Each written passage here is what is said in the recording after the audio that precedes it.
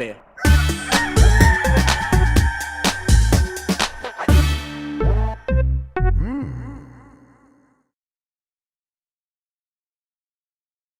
It's the internet. You're busy. Let's do this for September 5th, 2024. For the next hour or so, let me help you sort through the world of gaming on Game Mess Mornings Live with me, Jeff Grubb. Today, Astro Bot reviews are in, and it seems all right. Also, the obligatory "we found a reason to talk about Switch 2" goes here. I probably should have replaced that with something else. But first, please join me in welcoming today's co-host to Game Mess Mornings. It's Jan Ochoa, everybody. Jan, how are you doing? I am doing terribly, but that's fine. Nothing stops Astrobot. Nothing stops Astrobot. That's right. Our mortal coils cannot stop the train of positivity that Astrobot brings to us, Jeff Grubb. We don't care that you and Mike Minotti have COVID. Here you go. Absolutely. Hey, I think it might have cured me. I was pretty rough yesterday, when I and that was my first day that I really could play a ton of Astro. And I slept through most of the day, but then I woke up and then the first thing I did was start playing Astro, and I felt better ever since. I did test positive for COVID, everybody. It's the first time I've tested positive for COVID. If I've had it before, I never noticed. So this time I'm like, oh yeah, I'm definitely feeling a little bit run down, a little bit of a headache, stuff like that, but already feeling better. So mild case, if it is one. I think Mike's feeling a little bit more rough, but he's got that doctor dad that's got him on the good stuff. So he's going to bounce back here pretty soon. He also has those German non-FDA approved drugs. That's right. Exactly. He's going to be just fine over there. Honestly, that's really what's going on. He's just in bed doing those, whatever they are, Quaaludes. I have no idea. But yeah, I'm feeling pretty good. I know I sound a little rough, but I missed the show. I missed you, Jan. I missed doing all this stuff. So honestly, this will put me in good spirits, and I think get me back on the mend as well. Here's the cheesy thing, Grubb, and I'm not saying this because there is someone from our parent company just off camera looking at me sternly. It's nice to go into work when you like where you work. Yeah, absolutely. I mean, that PAX was a very good time. I saw the pictures you put in the Slack that Marino had of the audience for the Blight Club panel. It was just jam-packed. It was a good time. I want to get back into the swing of things. Also, the Zelda embargo's up. We could talk about that maybe later today. Astro, we'll get into the reviews a little bit. We'll have a full conversation about that at some point on this website here pretty soon. Want to do all that stuff because it's just video games make me happy. I like to talk about this stuff and like to hang out with you guys. So yeah, absolutely. Let's explain what we do here. Most weekdays, I, Jeff Grubb, will help piece your gaming life back together. That includes breaking news and maybe even some of our own original reporting. For all these topics, I'll get the input of a bona fide expert who will make me look smart. If you are watching live on Twitch, welcome. You can always listen to the show later on podcast feeds by searching for Game Mess Mornings or find the RSS on giantbomb.com. You can also catch the show later with chapters and timestamps on YouTube. Hello, YouTube. All right, we have a lot to get into, so let's start the morning mess with those Astro Bot reviews are in, and it's doing very well. I think it has a 95 on OpenCritic. It's around that same zone on Metacritic. Simon Cardy at IGN gave it a 9 out of 10, said a very inventive platformer in its own right, but Astrobot is particularly special for anyone with a place in their heart for PlayStation. Christian Donnellan at Eurogamer gave it a 5 out of 5. Sony's glossy mascot gets an outing filled with imagination and loving craft. Mark Delaney at GameSpot gave it a 9 out of 10. Team Asobi cements itself as an essential PlayStation studio with an imaginative platformer for the ages. And Jan Ochoa from Giant Bomb gave it a 5 meow meow beans. Holy poop, this game is great. Is it bad that I start to care less about the normal Astrobots? No, I think that's normal. I'll tell you. Okay, so yeah, we've all been playing this game. Yep. It's one of those situations where PlayStation does this occasionally, where they're very confident in the game. They just give everybody in the world a code. We all got one. We've all been playing it. Janet rules. I just beat it kind of overnight, and I'm gonna platinum. Not because it's I care about platinums, but just because it's all this fun stuff is still there to do, and I want to go back and play more of it. I just really, really enjoyed this game. How about you? Oh, 100%, Grubb. We'll definitely talk about this more on the Bombcast and Astrobot dedicated BCR. But my main thing is there's not a lot of games where I'm playing it where I'm actually for shoot constantly smiling because I'm having a good time. And that is a feeling sorely missed, especially in like this current landscape of games and games media, game development and everything. And it definitely feels like I am being respected as a gamer, Grubb, which doesn't often happen. Sometimes you feel like kind of taken advantage of by bigger studios, but Team Asobi just has poured so much love and craft into Astro Bot, where I think you said it, like every 10 minutes you are finding a new mechanic or a different spin on a current mechanic. And it is just such a simple game when you boil it down, where you're just jumping. It's a hop and bop. Where you occasionally will get a different power-up, and those power-ups wind up affecting the whole game and turning it on its head. And then that frown is now upside down if you were sad, because it's just a great time.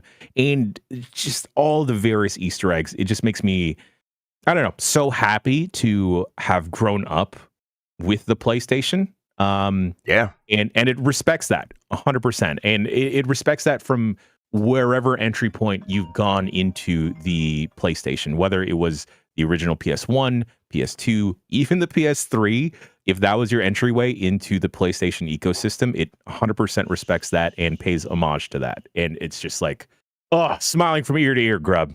Yep. The PlayStation-ness of the game was even more affecting than I was expecting it to be. It was, by the end of the game, really kind of even emotional. But the most emotional aspect for this, for me with this game, is something very similar. And we're in a Discord, and Dan says he hasn't felt this way about a game since Breath of the Wild, and I have a similar feeling, because when I played Breath of the Wild, I was like, oh my God, Nintendo can still do this. They can still come back, look at something, take something familiar, and then take it to the next step and do something that feels like it will set up gaming for the next 10 years, which is exactly what happened with that game. Here it's like, oh my God, PlayStation can do this in the first place. They've never really made a platformer like this before. And the fact that they are now in the conversation with the 3D platformer that is right there, Mount Rushmore, top 4 or 5 3D platformer of all time. Like, it really has gone. There are the 3D Mario games, and then kind of everything else a little bit behind that. And now this is like right in the mix with all of those best 3D Mario platformers. I think it's equivalent to a Super Mario Galaxy 3. And really, like, yeah, a new mechanic every 10 minutes. Sure, yeah. But like something playful every 30 seconds. You're going to like, and that's I think the key to this game is that you will get into a level, and you'll see something shiny, and you'll go hit it, and it'll explode into a million little voxely pieces, and you'll just have fun, like spinning around, knocking all these things around, and it looks great, it sounds incredible, and it just makes you want to go interact with the world. It encourages that play and that exploration to such a degree that it makes the whole world feel alive, and it encourages you to like become part of the world. It's on another level in many ways compared to similar games. Yeah, I'm not normally a person that wants to 100% a video game or try and find every single collectible or secret, but for whatever reason, the last 2 games that have made me want to do this is this Astro Bot game and Assassin's Creed Brotherhood. Oddly, those 2. Brotherhood was the one after it's like 2-1, I think. Yeah, okay. I love Brotherhood too. God, that's such a good game. Such a banger. Yeah, real banger. Absolutely. I don't. I think the best thing is everyone knows that this staff in particular has varying game tastes. And for all of us to kind of be on board with one singular game means that it is definitely special. You know, like Dan is more of a dewy platformer guy. You occasionally ride that line as well, Grubb. I'm kind of like a story, let's get sad type of guy. And this somehow ticks off all of the boxes for everyone, including Nikki and Sean and Bacalar included, where all of us are just having a great time. And as soon as they add the speed running, it is going to destroy this website. It's going to destroy everything. Yes, it's going to be a real problem. Yeah, we'll move on here in a second. But yeah, I just think that we know video games can be so many things. They can be anything. They absolutely can. But they definitely should also always be this. Like, there should be something like this coming out every once in a while, every year or so at this point. I know games take longer than ever, so whatever the time frame is, doesn't matter. Gaming should never lose this. This is a canonical entry in video games in the terms of like that dewiness, that feeling like you could just go in there and play. My kids have been coming home every day from school and rushing down here and like, okay, my turn, like basically ripping the controller away from me, because they could just recognize it too, that this is something special. And Sony has nailed it. It is, and yeah, I just said this on Twitter. I think this is the best game PlayStation has ever made. I really think that. Now, there's some variants there if you start talking about games they publish, so technically they're involved in the making of it, like Bloodborne and stuff like that. Those it's a conversation, at least. It's right there with all of those games. This team just absolutely knocking out of the park, and I hope that they are able to build on this going forward. And really, I hope that this game gets like some more content. I hope that those challenges, in addition to the speedrunning modes, the challenge modes, I hope those are great. I'm just expecting amazing things from this game and this developer going forward forever. Just like, if you have ever been a fan of PlayStation for whatever time, whatever generation, there is something in this game that will appeal to you. Because there have been multiple times where I've like stood up from my chair, started clapping my hands, going, "I can't believe you'll remember this." No, we should. I'm not going to spoil anything, but each nebula, which is like the galaxies or the solar systems inside the galaxy, as you're exploring the overworld map. Fantastic overworld map, by the way. A lot of fun stuff to do on the overworld map. One of the best overworld maps since Super Mario World, which has been unmatched in my opinion in terms of overworld maps. But each nebula ends with a big sort of reference level to another game. And I think if we had chat try to list every single game that they do, there's no way they would get them. They would get them all correct. They just no way. It's incredible some of the stuff that they pull there. Oh, it's so what a grand game. All right, let's go ahead here. There is some Astro Bot news. The DLC will include challenge and speedrun levels soon. This is from Andy Robinson at VGC. Astro Bot's DLC plan will include new challenge levels and speedrun mode. This developer team Asobi revealed the plans during a studio visit attended by VGC last month. A presentation suggested that it initially planned to add 10 challenge levels and 5 speedrun levels post-release, though it's unclear if those numbers are still accurate.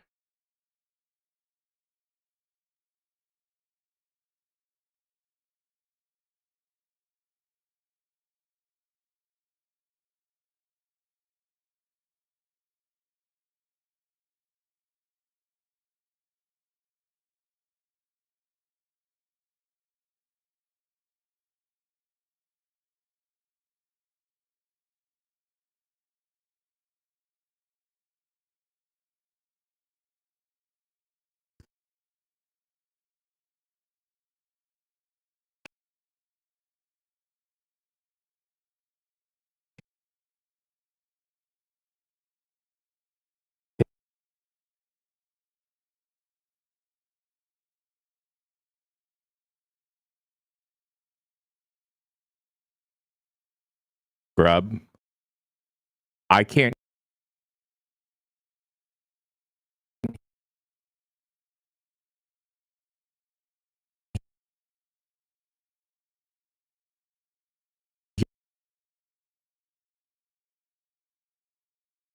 Did my Gogsler also break? Okay.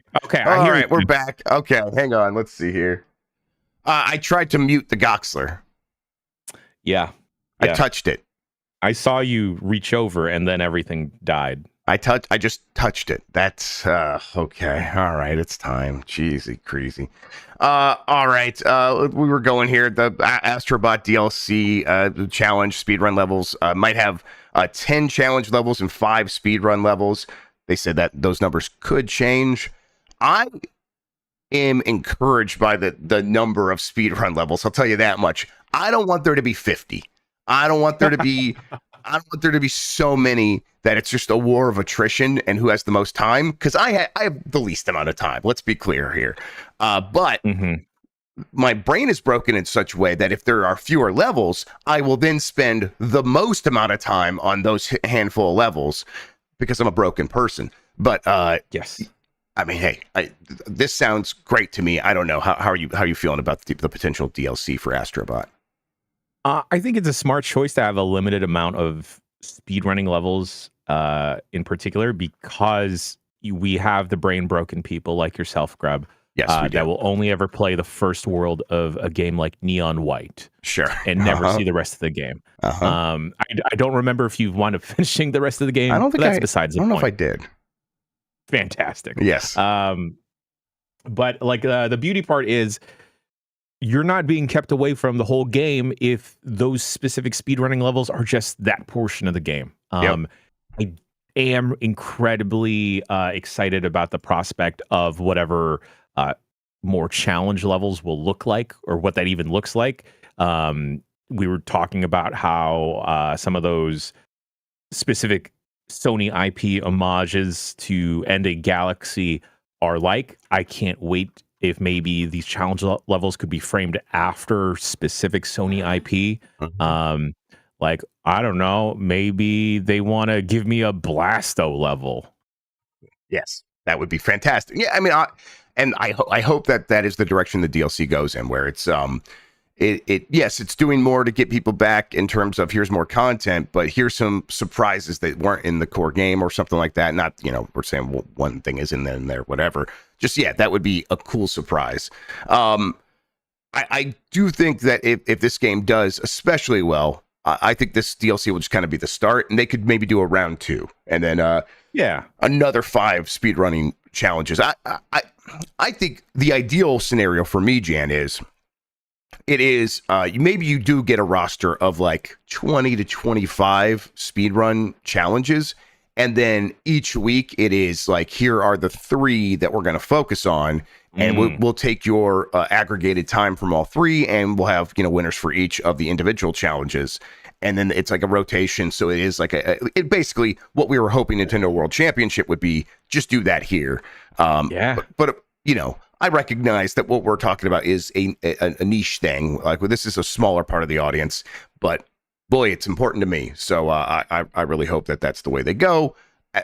Though, whatever, I'll take what they give me at this point. I mean, I imagine like this isn't the major focus for all of Team Asobi, so like maybe a smaller chunk of the team can focus on these speedrunning levels or the challenge levels in like a way where, like, we'll occasionally get a Tetris 99 skin that is lovingly crafted after something. Right. Give us that. Yeah. Give us all the good stuff. Yeah, go ahead. Never mind. Okay. No, Right. I was just gonna like, Yep, it's a very good game. I'm trying to see if there's anything else from this story. Asobi has already released a stream of new content for the predecessor game, Astro's Playroom, with new characters added to that game carrying over the next release. That's a good point. They they like used that game as a platform to hype up this game and added new stuff many years later. So it's not like they abandoned these projects. They have them around ready to go. So I think that this is a game that years from now could still be getting new stuff. And I hope that's exactly the way it goes. treat this like PlayStation Home. Have this be the hub. Yeah.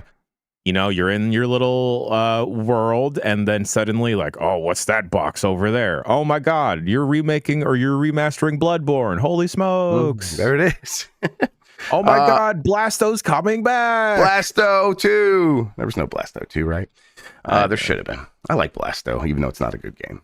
All right. Sony executive says company lacks new IP across games, film, and anime. This is from Blair Marnell at GameSpot. Despite the recent failure of Concord to reach an audience, Sony has a library of original PlayStation games and intellectual property that few in the video game industry can match. However, Sony chief executive Kenichiro Yoshida believes that the company is lagging behind in IP and wants to devote resources to creating more originals. While speaking with the Financial Times, Yoshida indicated that Sony won't stop providing content for the various streaming services including Netflix and Max, but he believes that the company has to focus on making new IP in order to better compete in the entertainment industry. Whether it's for games, films, or anime, we don't have that much IP that we fostered from the beginning, added Sony's chief financial officer, Hiroki Totoki. We're lacking the early phase of IP, that's an issue for us. Sony has already successfully adapted The Last of Us, Twisted Metal, and Gran Turismo into live-action projects based on the company's hit video games. But according to the report, Sony's looking to lean more on the anime series and it distributes through Crunchyroll and produce or co-produce new shows. Sony also wants to drive more and more PlayStation Plus subscribers to Crunchyroll's anime streaming service. This one's a difficult one for me to parse, especially after just playing Astro, Jan. That, you know, chock full of original IP, many of which have been dormant recently or dormant for more than a decade. And I saw a headline, I can't remember where it's from. I think it was from The Gamer, where it's like, hey, you know, Astro Bot's not even really a celebration. It's kind of a graveyard for a lot of these dead franchises. And it's like, yeah, I mean, it would be great if they would take many of these things that are beloved and could bring them back. Now, I think what he's getting at is that they aren't in the business of actively creating a ton of new IP in the moment. And at the same time, I think he's saying that the IP that they're thinking of are properties that can easily be transmedia events. They can be games, they can be film, they can be anime. And maybe they don't look at Blasto that way, Jan. Maybe that's not, what? I know. That's a shame, although I get it. Yeah, I kind of wish, though, it's like maybe if you were a little bit bolder, you could just believe in some of those IP and just bring those back and get them working. As for making new IP, I don't know. Yeah, I start to think about how Japan studios would be great to still have around. Yep. And especially with the sentiment of like wanting to create new and original IP. Like, that's what they were around for, dog. And I think you're right. It is a lack and not the desire to be bold and make miscellaneous random stuff. Like Concord is a AAA dip into the well versus like these smaller attempts that may be more sustainable for game development to like, if this fails, it's not going to be as big of a hit. But yeah, framing Astro Bot as a graveyard is kind of pretty depressing in that Sony, y'all do have a bunch of IP that could be adapted to all these things that you want. Just do something with it. Where's my Days Gone anime, huh? Where's my Days Gone isekai anime? Where's the SOCOM CBS procedural for retarees? Oh my God! Put David Boreanaz in a David Boreanaz in SOCOM, right? Oh my God! Why do I want that? I know, I do too. I don't know why. But they should just make that. It makes perfect sense to me. Oh, wow. And David Boreanaz is Blasto.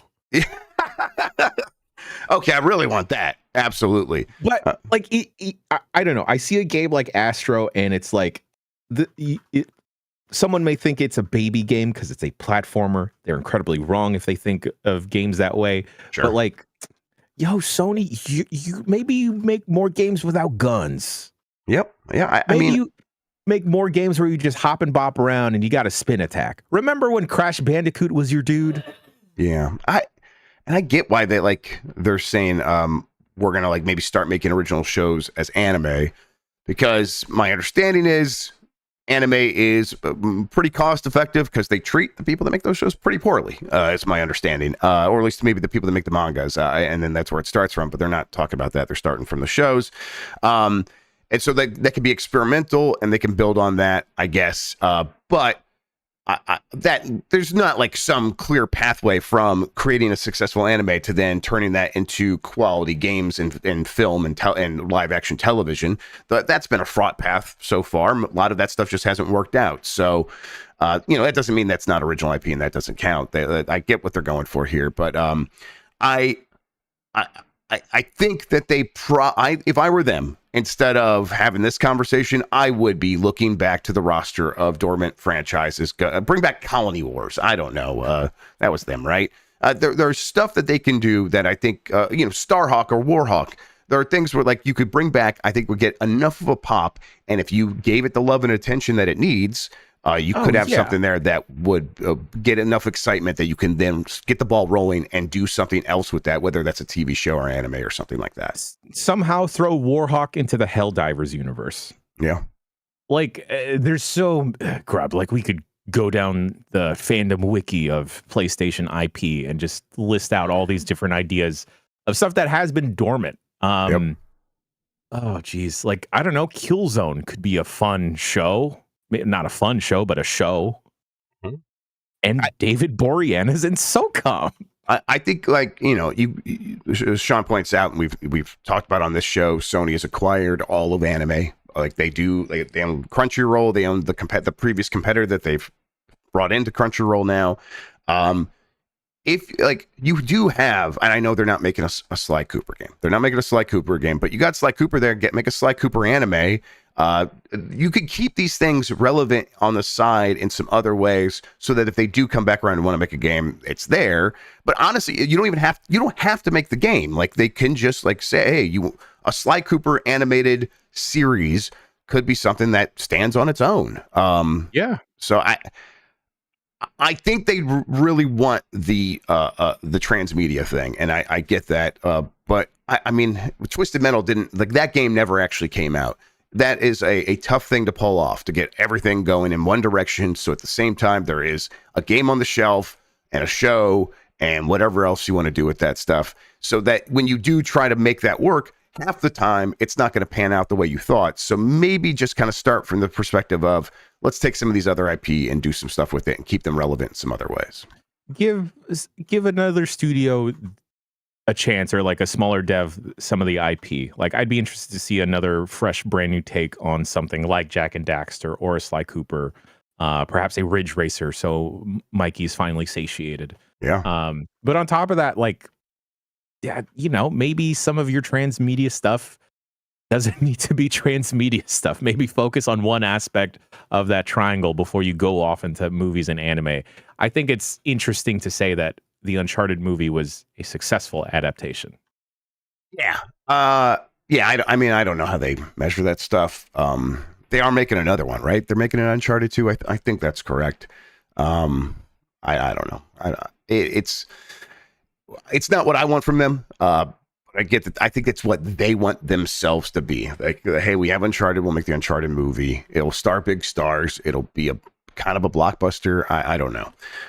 But what I really want from them is to look at what Astro's done and replicate that.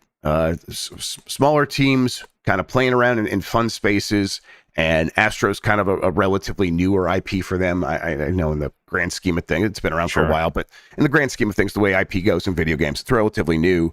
I want them to be more experimental, and I know they closed Japan Studios, so it's a little bit tougher for them. Man, Team Asobi feels like it has picked up the slack there and is trying to carry that torch. 100%. But also, Grubb, let me throw this out into the universe. Sony, feel free to get the checkbook ready. Where is my Parappa the Rapper anime? Yeah. I mean, the Parappa the Rapper universe, right? You can have Jammer Lammy in there and stuff like that. And right. I mean, got the check. Yeah. I think coming out of Astro, when they're going to see it, I think this game is going to do very well. And people are going to, you know, one of the things that happened with me with this game is, as I was playing through these segments and had seen these references, I was like, man, I kind of want to play this game. I never really wanted to. I haven't cared about playing forever again. I want to actually play these games now. I think that they're going to see that they have more of an appetite for a lot of these things than they realized. And hopefully they come out the other side being like, hey, let's find ways to bring these things back, and within a reasonable budget. Because I'm not saying bet the house on anything here. Don't stop betting the house. Well, maybe you got to figure out different ways to make games. Jan, you listen. You always win. So I can't bet the house, Grubb, if I don't own a house. There you go. That's cheat code. There you go. All right, let's keep going here. Actually, you know what? Let's take a quick break. When we come back, we've had the kind of the good news parade for Astro from Sony. Let's kind of wrap up what's going on with Concord right after this.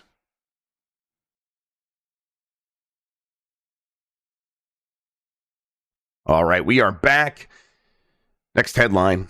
Concord dev thanks fans for their support, but admits none of us know what is next. This is from Eddie McHugh at GameSpot. PlayStation's latest big game, the multiplayer arena shooter Concord, launched in late August and struggled so much out of the gate that Sony decided to stop sales and take the game offline beginning tomorrow, September 6th. Lead character designer John Wisniewski has now thanked fans for their support ahead of the server shutdown while acknowledging that the studio doesn't know what the future holds. Posting on social media, Wisniewski said that the team at Firewalk Studios is packed with tenacious fighters who built Concord amid a number of challenging scenarios. These included multiple acquisitions, the latest of which was Sony's buyout of the company in 2023, along with an engine upgrade from Unreal Engine 4 to Unreal Engine 5. Wisniewski also mentioned how Concord was developed during the pandemic and faced delays, noting that the fact that we shipped at all is legendary.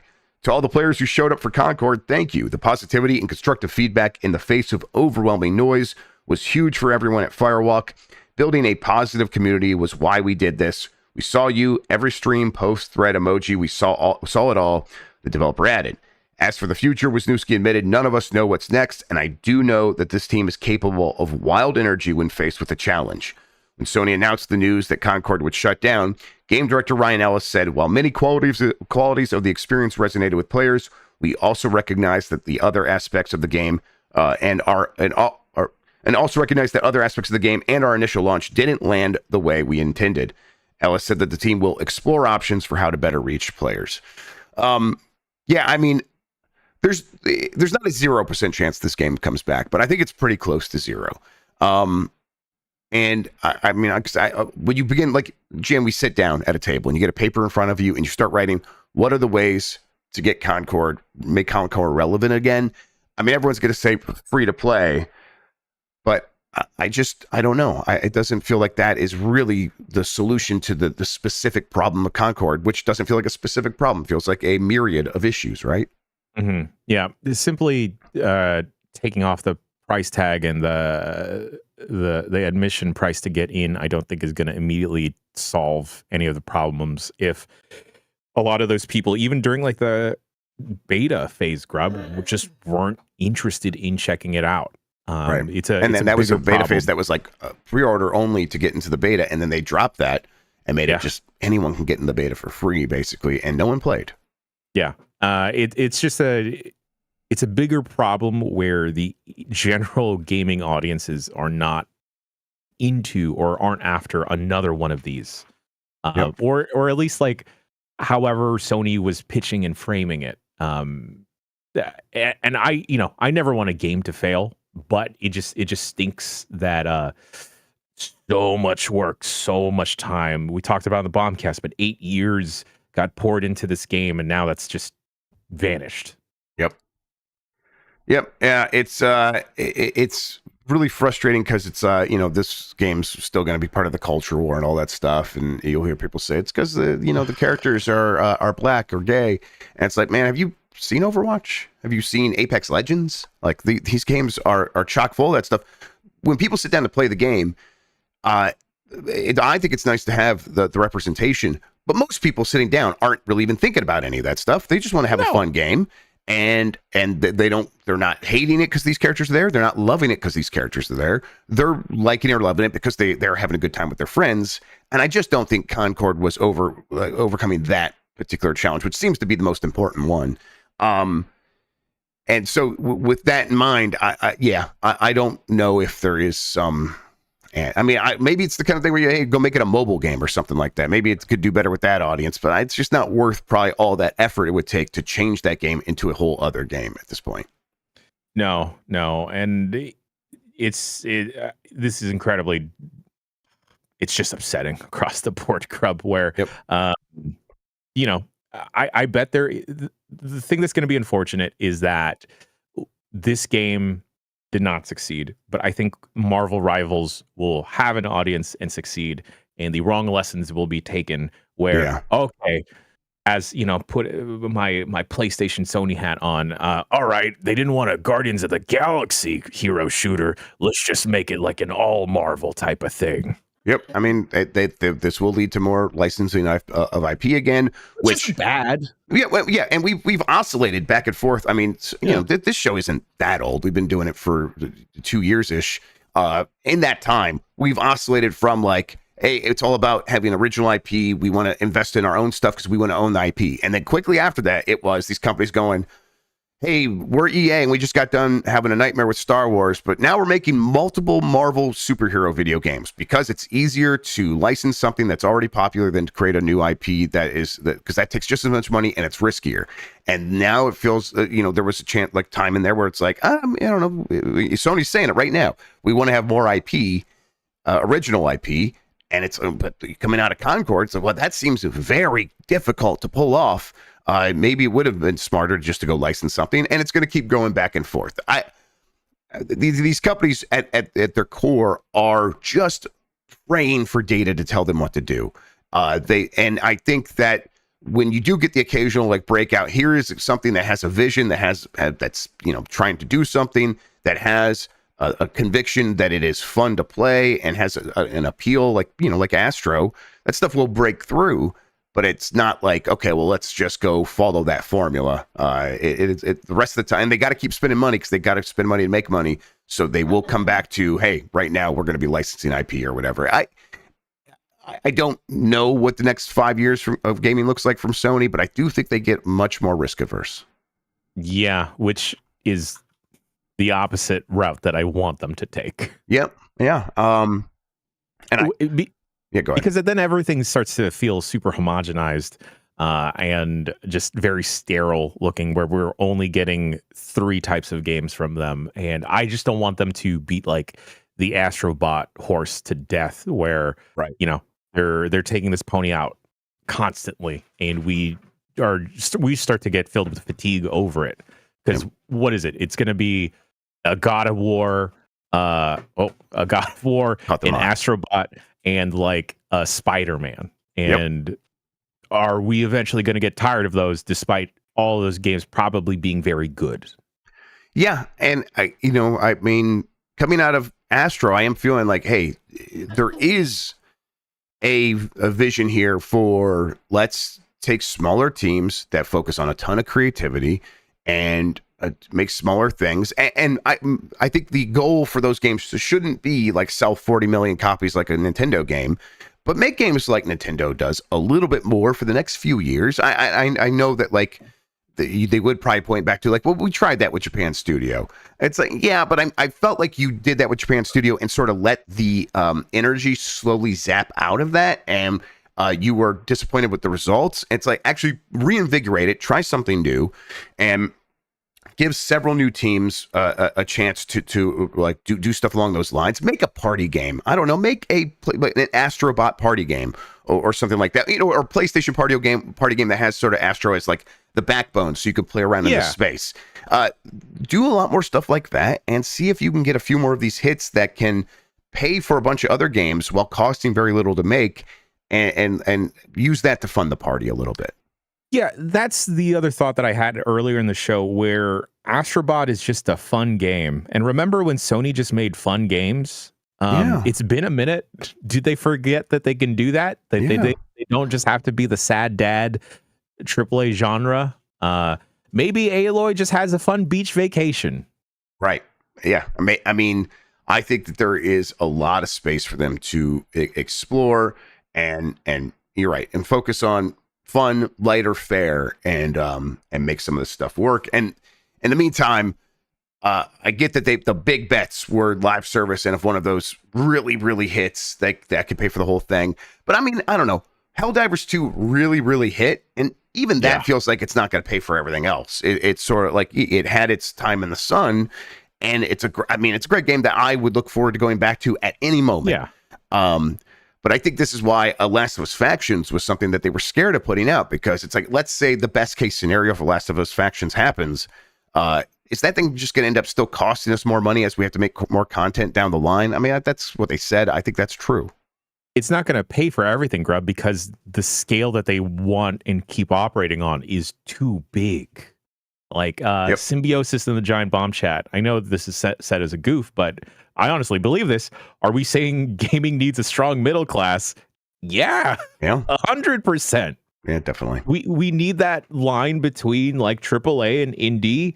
I hate the triple I kind of label that has developed over the last couple of years, but we need those solid B games. Yeah. I think if we look around, like, what we're saying is we want Sony to do that stuff, because those games are like, in this last week, like a Chembot came out, which is like a Ratchet and Clank from the guy that made Pumpkin Jack.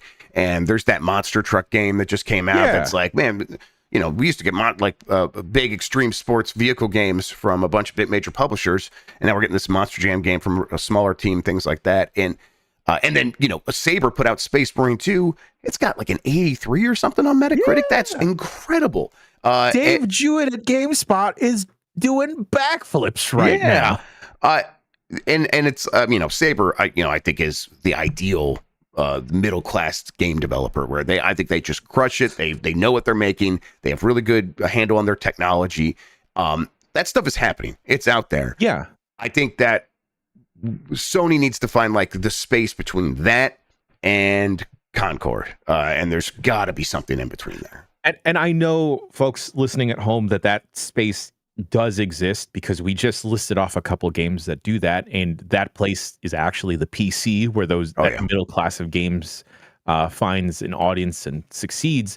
But it is very important for a big publisher like Sony or Microsoft to encourage that, because that just keeps the whole industry healthy, because then that console audience that isn't as plugged into PC games will find those games, and those games can succeed and blow up, where we can continue to pay for the God of Wars out there, and it is less of a stress if a Concord fails. Yeah, and people pointing to Returnal. Yeah, good example. I think do a handful more of those. I think Returnal's a good game, not a great game, but it's definitely one that I think Returnal 2, I think will very easily be great, or whatever they follow it up with.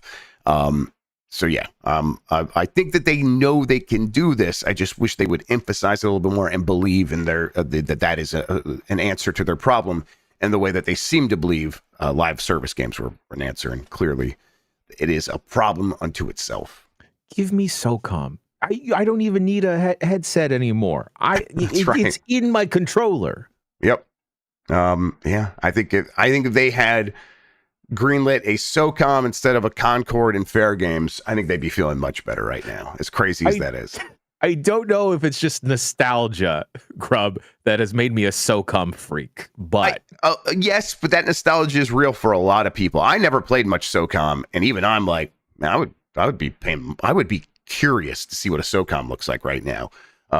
Yeah. Imagine if we had a SOCOM, but your squad is just PlayStation IP. You get Days Gone guy, right? You get Crash Bandicoot, but he's grizzled. And then you get Spyro the Dragon. Tier 1 operator, Crash Bandicoot, and Spyro the Dragon. It's a very good image. Yes. And then your main character in this PlayStation SOCOM is Blasto. Okay. Yes, I'm down. Let's get this happening. I've never played Blasto, Grubb. Well, we can fix that. That's a Delight Club. I don't know. It's delightful because of what's his name? Phil Hartman. Yes, thank you. All right, let's keep going here. As promised, Switch 2 rumors are hitting a fever pitch. This is from Ethan Gotch at Kotaku. Shout out to Ethan. Nintendo Switch owners have been waiting for upgraded hardware for years. They might finally get a glimpse of that later this month, as rumors continue pouring in about a potential imminent reveal of a Switch 2 console in September, including that it will boast backward compatibility so that fans' vast collections can come along for the ride. There's been speculation about Nintendo teasing at least a glimpse of the upcoming console this month for a while. That's because the company followed a similar timeline with the rollout of the original Switch, and recently jumbled around its normal Nintendo Direct schedule to seemingly make room for some kind of showing of something in September. Now fans increasingly feel like the switching might finally be underway. Yesterday, GamesIndustry.biz head Christopher Dring teased industry whispers that something Switch 2 related would be happening this month, describing the vibe in a follow-up tweet as just chatter from folks. Editor-in-chief of VGC Andy Robinson poured both hot and cold water on the report, saying, seems a bunch of press have heard this, he posted, but I still wouldn't bet my house on it.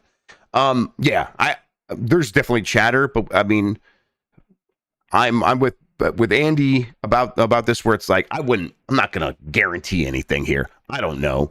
I've heard these rumors going around, people, and a lot of it is people piecing things together, right? A direct normally happens in September. It does seem like they moved a direct into August. to make space for something, or for whatever reason. Maybe it was a conflict, like maybe Miyamoto was going to go on vacation or something. Who knows? But they did move it, and the suggestion is like they moved it so that they could have a Switch 2 reveal in September. That is definitely still possible. That is within the time frame of what they said. They're going to announce the Switch 2 in some way before the end of the fiscal year. That's before the end of the fiscal year in March. But then there's a lot of days after that where it could still be announced. I think that Nintendo might be feeling a little bit more ready to go, though. And maybe one of the reasons they did move things around is because they did look at how the Switch is performing.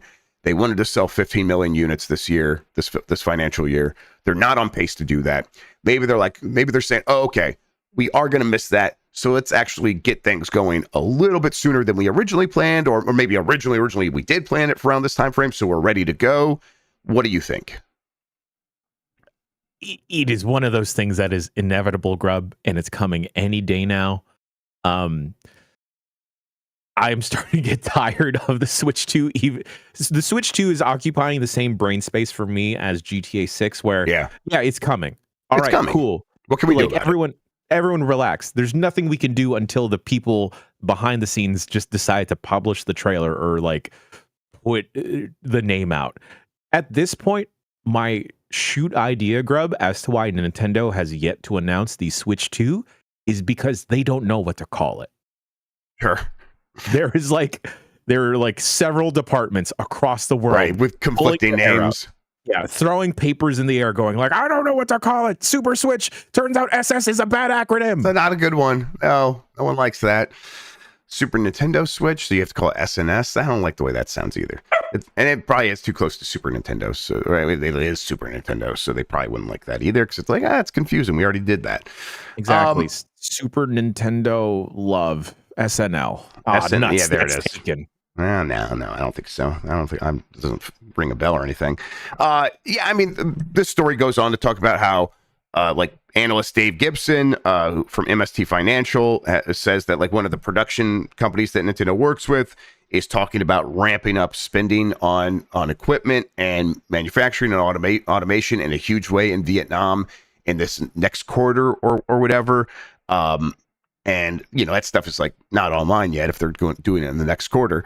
But either way, production, like everyone's speculating, production is that is happening very soon. This thing is actually going to be, they're going to begin, if they're not actually assembling the Switch 2 itself, the components that make up the Switch 2 are definitely happening very soon, if not already.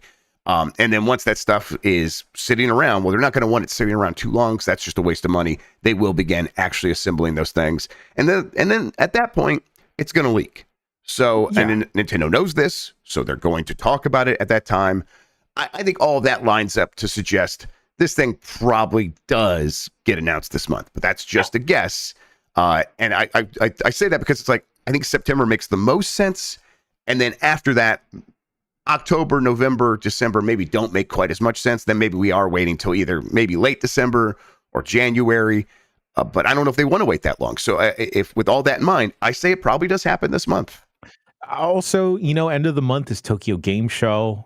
So that'd be some direct time to show off whatever games are going to be ready to play, or if hardware isn't ready yet, that's at least a place to be like, hey, now we're taking public appointments for this thing. We all know it exists now. And like, there's room for there to have like tertiary partners finally get their hands on like dev units or something. Now that it's public, it's like, hey, Nintendo's presence at Tokyo Game Show is, let's take a meeting. Yeah, Bandai Namco, you've had a dev kit for a long time now, but like all these other smaller studios in Japan that we continue to love working with, let's make sure you get in line so you can get your stuff as well. Now that you know it exists, we have no problem with like, here, fill out the paperwork, give us the deposit, and we'll get your unit right away. I think circumstantially, a lot of that stuff makes sense, but I just like, it is a little bit, I get why people get frustrated with this stuff, because it's like, God, we hear the speculation, it's ceaseless. People do also like speculating about it, so it always kind of, it bubbles back up, and yeah, we'll see.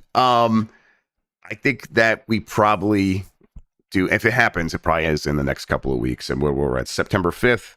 So maybe, next week, the week after that, and then Tokyo Game Show is the week after that. the last week of September. So yeah, we'll see. Hey, that being said, someone send us to Tokyo Game Show. Yeah, come on, Tokyo Game Show. Bring your boys Please. out. We'll have a good time. Yeah. Oh my God. Imagine the Germany crew. What if we find the Japanese equivalent of DJ Astits? I that's got to exist. Absolutely, and we can have them DJ battle. That'd be incredible. Real quick, part of this story, one of the other rumors is kind of a reconfirmation of something that we've had confirmed a little bit, as much as we can confirm anything for a system that doesn't technically exist yet, that the Switch 2 will have backward compatibility. Nate the Hate, who is a Nintendo insider, kind of an insider generally, but Nintendo, focused on Nintendo quite a bit.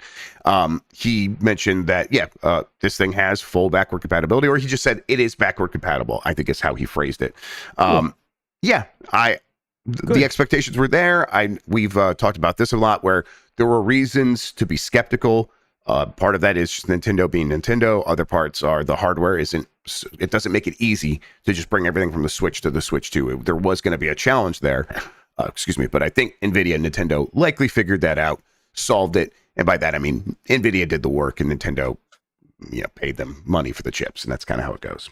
Thanks. All right. Ubisoft stock sinks to a 10-year low as Star Wars Outlaws underperforms. This is from Stephen T. Wright at GameSpot. Star Wars Outlaws is the first open-world Star Wars game ever, but it seems that the galactic low-life adventure isn't quite living up to sales expectations. Ubisoft's share prices has fallen 12.6% since Outlaws released on August 27th, and it now sits at the lowest level since 2015. Ubisoft's sales target for Star Wars Outlaws is unclear. The company didn't announce a public number, but the market results indicate that it's not a hit. Per Reuters, JP Morgan analyst Daniel Kervin said that the game has struggled to meet sales expectations despite positive critical reviews. The analyst lowered his sales expectations for the game from 7.5 million to 5.5 million through March 2025, noting that Outlaw's budget was at least 30% higher than that of last year's Assassin's Creed Mirage. Outlaws, of course, isn't the only thing weighing on Ubisoft's stock price. Initial interest in the company's free-to-play online shooter X Defiant has cooled off in recent months, which contributed to the slide. Ubisoft's next major release will come on November 15th with Assassin's Creed Shadows.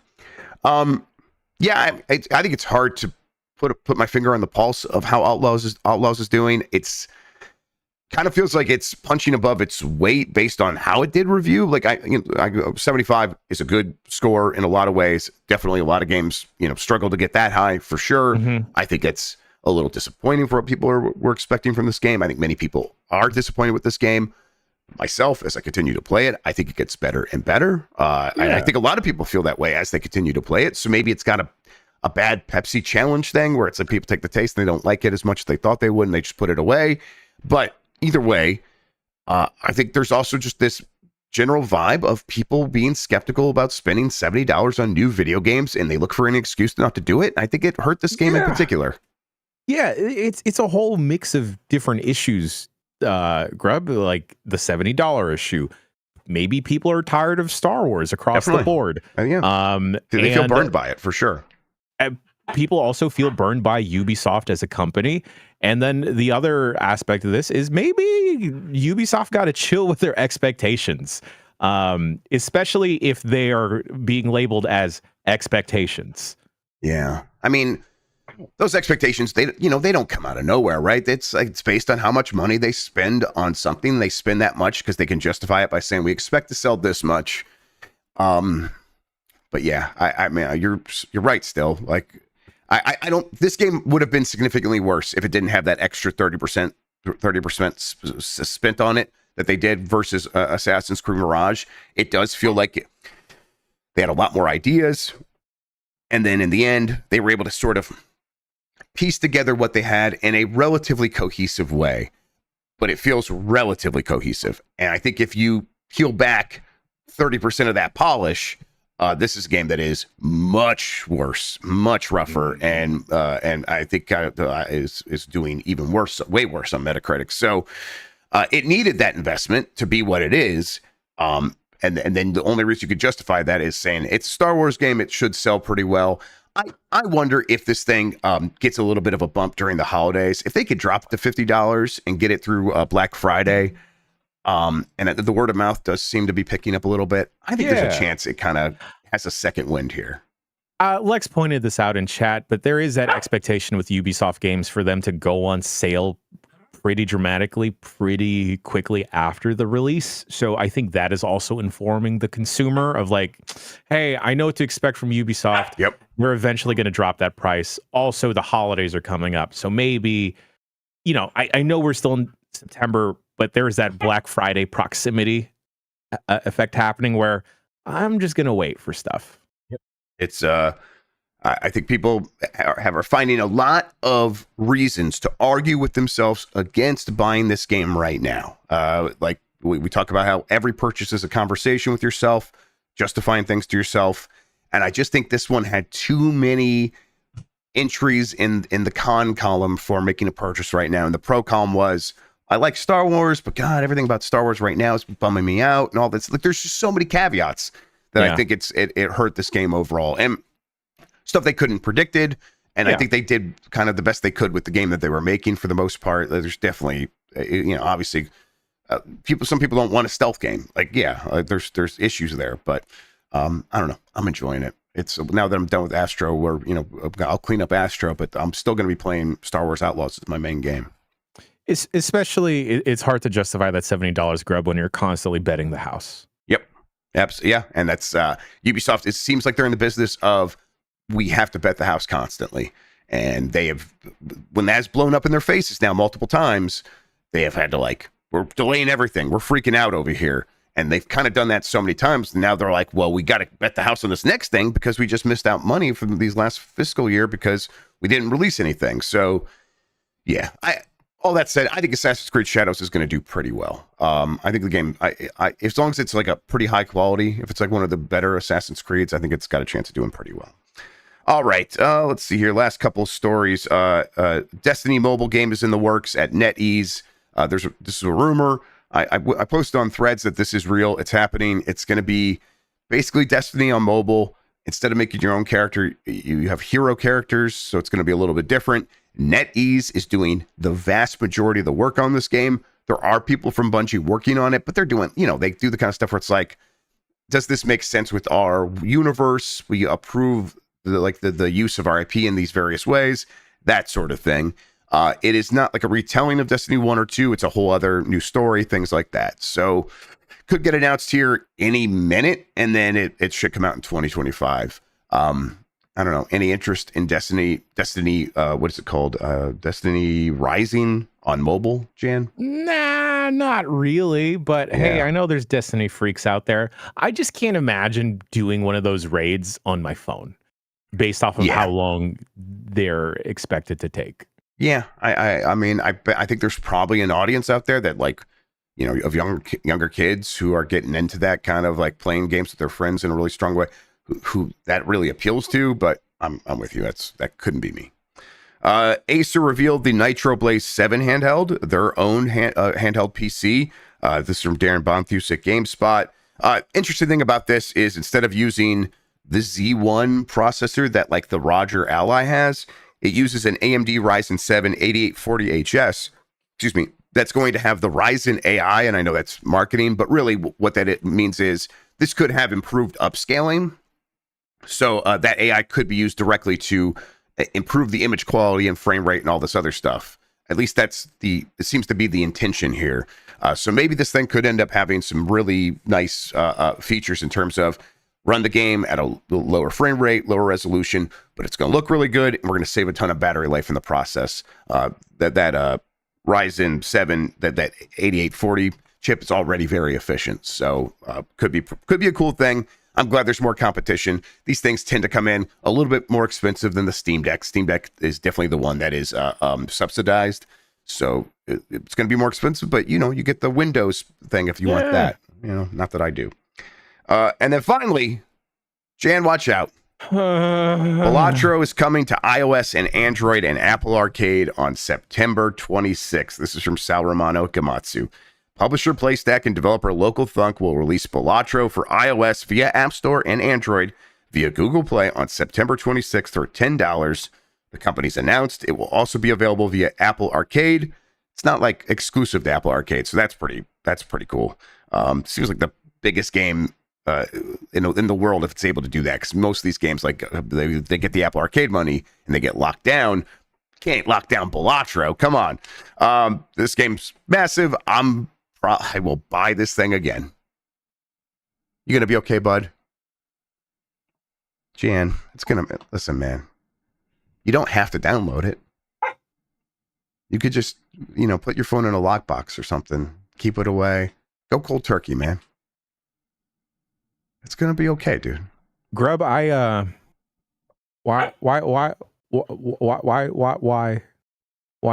the world do this to me? Yeah. Yeah, they know. They're coming for you. That's just how it is. I'm gonna play a lot of this, Jan. I've already been kind of getting the itch to go back to Balatro, and this seems like the exact way to do it. I bet it's gonna look great on phone too. It's probably gonna be 100%. Yeah. Yes, I'm very excited to play Balatro while driving. Of course, Lane McAwesome. Don't ask stupid questions. Shouts out to my degenerates out there. The thing that I'm scared of is that they've been teasing another thing, like another mode update. Like a big expansion, yeah. Yeah. And I fear that it may be mobile oriented, where it's gonna punch me in the pants, Grubb. Yeah. It's gonna just punch me right in the jeans. Yeah, I mean, God, they already got the roguelite thing locked down. So it's like, what else can they do? But yeah, I don't know. We'll see. Maybe they're gonna make a Hades mode. Sorry, I just caught pneumonia and started gurgling. Oh man, this is great. It's absolutely fantastic for Shoot, though, that there's going to be so many people playing this, Grubb, now that it's available on phones. Yep. It's going to be wild. And you know what? It's great because Balatro is a fantastic game. And up until Astro Bot, it was a lock for my game of the year. And now it's it's a grudge match. Yeah, it's a conversation. Yeah. Man, for me personally, it's a three-way, it's a triple threat between Astro Bot, Balatro, and Infinite Wealth. I don't know what to do, Grubb. Infinite Wealth is right there for me as well. And then Prince of Persia, name, whatever the fuck that thing is called. I can never remember it. It's Lost Sword. I have no idea. But yes, there's a lot of great games this year for sure. Yeah, Lost Crown. Thank you, chat. Appreciate that. Okay, poll question from Ancient Past. The last time I did this show, 6 days ago. Yeah, last week sometime. Do you think Konami will really port Metal Gear Solid 4 to modern devices? 72% believe and say yes. 28% still think no. I just think they don't want to be hurt. I don't blame them. All right. We'll have a new poll question here in a second. We'll get to that momentarily. But first, Jan, what do we got going on the website? Well, I want to take today to wish a happy 1 yearish anniversary to our dear friend Nikki Grayson for working with us for a year and some change now. Also, just miscellaneous shouts out to Turbo Sean, just because of Sean being Sean. Today, we've got another episode of the Voicemail Dump Truck. Tomorrow will be you know what? We're just going to stream Astrobot. Maybe we'll start from the very beginning, just so we don't spoil anything for folks at home that don't want to see the later content. And there will be a BCR either today, maybe tomorrow, who knows, dedicated to Astrobot, because that is the actual game of the week. Yep, exactly. Yep. And when we do that BCR, we'll do a quick little nugget on the Zelda stuff that we got to see at PAX, because we got to see an extended demo. Very excited about that game. It looks very good. I already filling up my game of the year list, and it's like, oh yeah, Zelda is still coming. And from what I played, it's like, oh yeah, this takes all the stuff I like about Link Between Worlds and Link's Awakening, and then adds in that creativity element that was in Breath of the Wild and Tears of the Kingdom, and it's just astounding stuff. So, yep, very much looking forward to that. All right, new poll question. Let's see here. Are you getting Astrobot, yes or no? We'll talk about the results of that on Game Mess Mornings here on Giant Bomb tomorrow. One last thing, speaking of Giant Bomb, stick around. We'll have some more stuff at some point. I don't know. Yeah. look, you hang out with us. And one last shout out to everybody that did come out to the panels at PAX. Yeah, Meant a lot. So much. It was fantastic. All right, Jan, thank you so much for hanging out with me today and talking about video games, man. I really appreciate it. It's my favorite way to start a Thursday. Thank you all for watching and listening. You're the best audience in gaming. Until next time, have a good one. Take care of yourself. And goodbye. We're back, everybody. Wah!